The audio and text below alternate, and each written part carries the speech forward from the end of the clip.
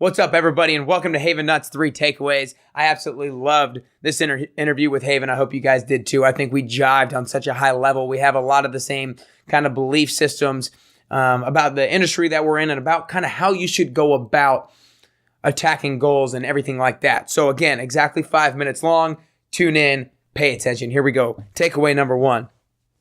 Making changes in progress is a roller coaster. It's never just a constant uphill, great journey going on.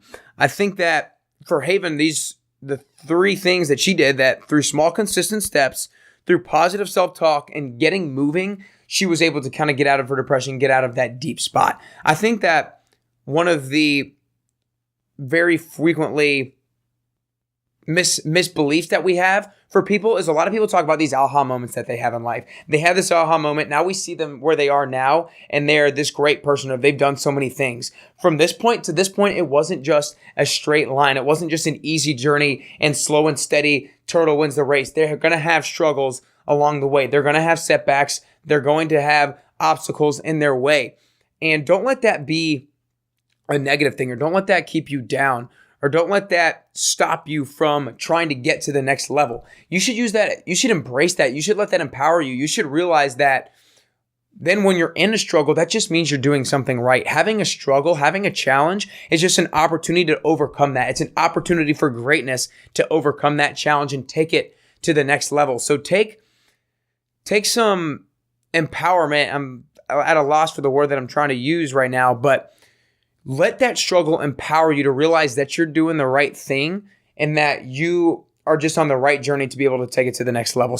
Takeaway number 2 is self-love. I mean, obviously that's her Instagram, but the way that she talked about this is that no matter what, it's got to be you. A great support system is awesome, and that'll motivate you in a lot of different circumstances, and it will help you along the way.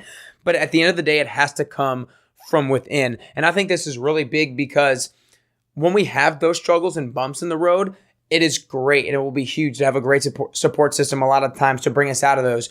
But through all those struggles, you're going to have intrinsic motivation. You're going to have that why. Like Nietzsche's favorite quote, I'm going to botch this quote, but a strong enough why can bear any how. I think that's what it is, or something very similar like that. Basically, if you have a strong enough motivation or why you want to do something, any struggle or any time you don't know how to do it, you can overcome it because of that intrinsic motivation. So while the support system and while these people around us can draw us out of these struggles or draw us out of these negative places and help us overcome the self-doubt, those times are going to happen frequently enough to where it's going to have to come from within on a number of different circumstances. You're not always going to have those same people to pull you out of that situation.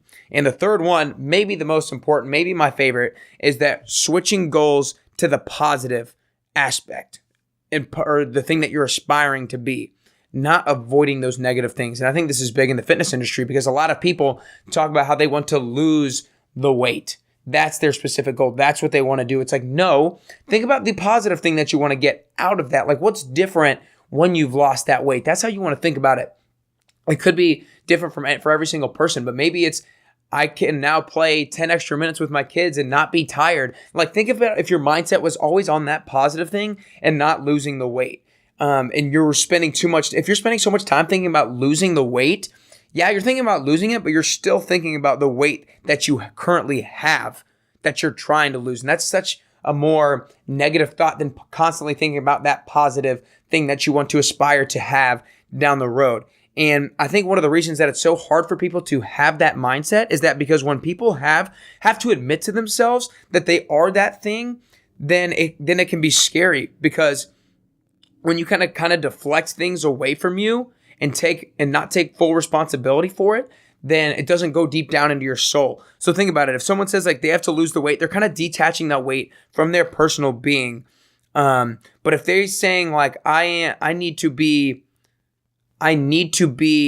more friendly as a great aspiring goal, then they have to admit to themselves that they're not as friendly as they currently are. Because we're near the end, guys, I'm going to have to go through these 3 takeaways again. Number 1, making changes in progress is a roller coaster. It's not just a constant journey. Love yourself.